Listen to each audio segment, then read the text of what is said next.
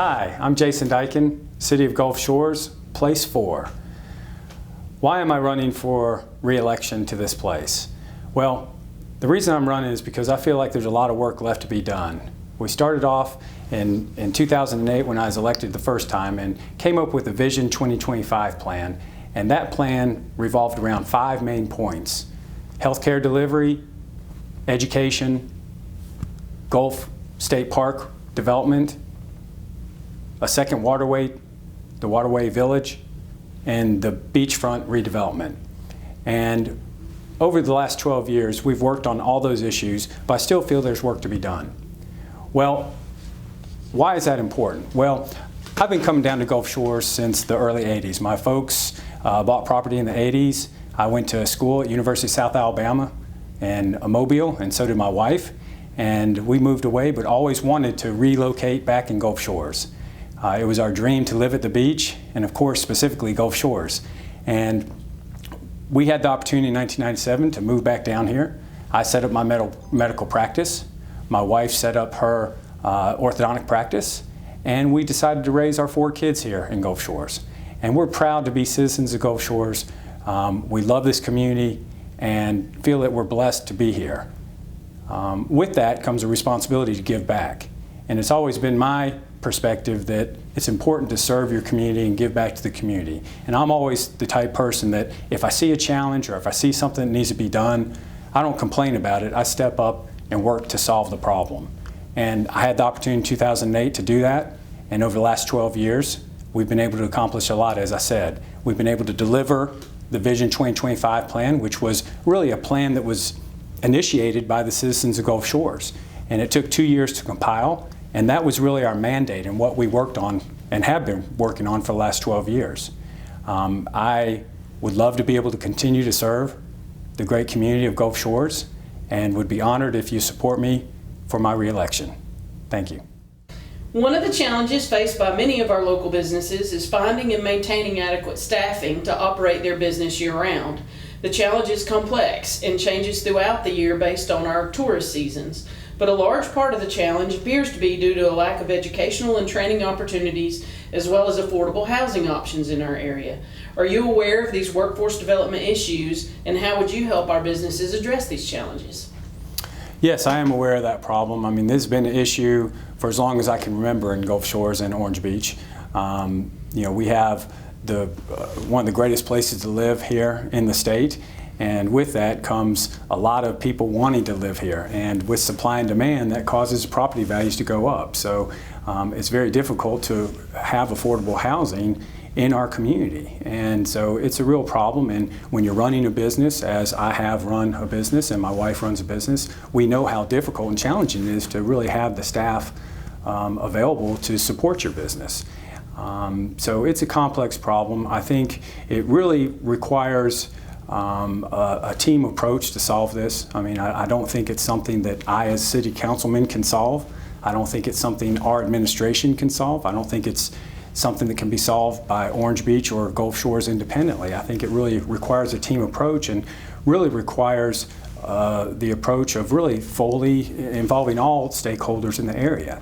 It requires the businesses to step up and requires the cooperation of the chamber to really brainstorm and come up with an approach and really buy in and build that consensus to try to solve that problem, because it is a challenging problem and there's no real easy answer to it. But we have worked on that. I worked on the Coastal Resiliency Committee after the oil spill, and so I have experience working with all leadership of all 3 cities and trying to come to a cooperation and an agreement that we can all work together. And I think this particular issue is one that it's going to require that team approach, and unfortunately I don't think we'll solve it real soon, but we can always chip away and just take everybody's ideas and put them together to solve the problem. As our local area and economy grows, we need investments to expand and improve existing infrastructures. Such investments include things like better educational facilities, quality healthcare facilities, continued traffic improvements such as new roads and bridges, expanded access to high-speed internet, and better access to our natural resources and public facilities. What infrastructure issues would you like to address, and would you support continued investments to expand and improve our existing infrastructure? What a great question. I mean, I think that question really focuses on what we've been focused on the last 12 years. Gulf Shores and the Vision 2025 plan, as I talked about, was really citizen-driven, and the citizens said they wanted better health care, they wanted better infrastructure, they wanted access to the natural resources, they wanted education enhancements, they wanted, all these things in that question. And I think that's really what we have been working on, our head to the ground, focusing on those issues. And I think we've delivered on those issues. We have a freestanding emergency room being built right now. We have free transport from ambulance and helicopters for citizens of Gulf Shores. We have acquired the Sacred Heart building, which now we have to find physicians to move in there and maybe do a surgical center. We've acquired the 40 acres around there to develop into a medical complex. The schools, what have we done with the schools? The schools were in deplorable condition, and we had to do something. Our last resort was to address the school situation, and in Gulf Shores, our solution was we had to separate from the county system. And since that time, we've put about $17 million into those schools. So we are committed to doing that. Roadways is another thing. I know traffic is a big issue at this election, and when you have growth, you have traffic issues, and we've got to have growth to support our businesses, but we do have to deal with traffic. And over the last 10 years and the 5 years moving forward, we have about $100 million in grants going toward infrastructure improvement. This is major road construction that we couldn't do unless we teamed up with the state and with the county as a partnership to solve some of these problems. And it required the city of Gulf Shores to step up and actually co-fund some of those agreements. And luckily we're in a right financial position that we could do so. And we're seeing that come to fruition now. Those projects take a long time to develop. I think internet and digital capacity is something big time as well. And so we'll continue to focus on building the infrastructure. So large events that are hosted in our area attract hundreds of thousands of visitors and help stimulate our local businesses throughout the year. Such large events have been proven to benefit our local economy, but must also be balanced within the local quality of life issues. Do you have a position on the concerns within our area about hosting such events that attract large crowds, and what might you do to address those citizens' concerns?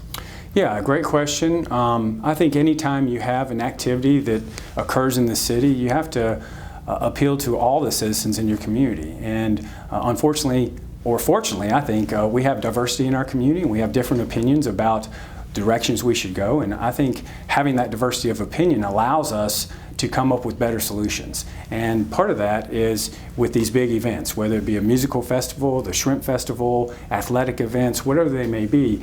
They have some great benefits, introduce people to our community, they drive revenue to the community for our small business owners and the locals, but there's also some troubles and challenges with that as well. Increased traffic, perhaps they don't like a particular event, and the way I approach that is the way I approach all the decisions I make as a city councilman, is that look at the facts, listen to the various sides of each of the issues, and then weigh those to what is in the best interest of the long-term growth and health of our community. And that's how I've made decisions for the last 12 years, and that's how I'll continue to make decisions moving forward. So, I don't get emotional about it. I just want to know the facts, and let's find out the best solution. But I'll be respectful to all opinions, because I think the only way you can grow and get the best solution is to hear all those opinions and then make objective decisions based on that. So that's how I would handle that. What is your position on how the city could balance the desire to encourage economic development with the need to limit certain types of businesses from operating within the city? And more specifically, do you think the city should have a role in controlling access to available food options, such as allowing food trucks and other food options to operate in the city, or not? Yeah, and again, it's kind of back to the other question, right? There's varied opinions about this, and I think the important aspect of any decision you make is to weigh everyone's opinion and base the decision on facts. In the city of Gulf Shores, we're, I think, across the board in favor of food trucks.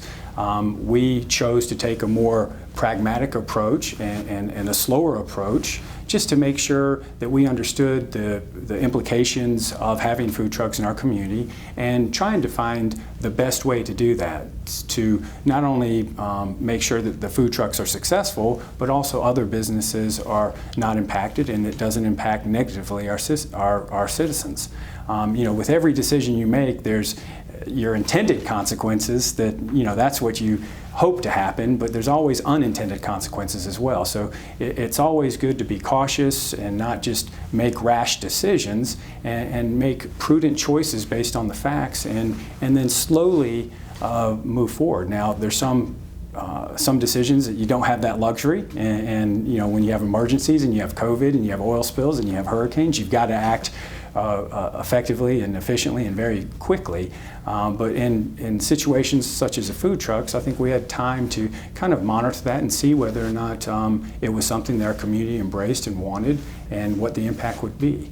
And I think that's the way I would approach any business decision. I mean, we're pro-business. I own businesses. I'm a local. I want food options as well, and I think food trucks provide a great source for that. And I think that's how you approach that particular situation.